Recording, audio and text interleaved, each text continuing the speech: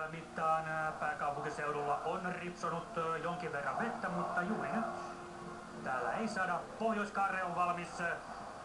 Kaikkein innokkaimmat suomalaisjalkapallofanit, näin kai uskaltaa sanoa, ovat löytäneet sieltä paikkansa. Siinä Franck Ribéry, Ranskan joukkueen kokeneen pelaaja.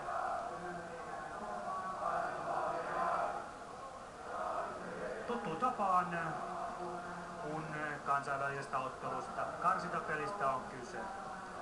Ottelutapahtuma alkaa pelaavien maiden kansallishymneillä.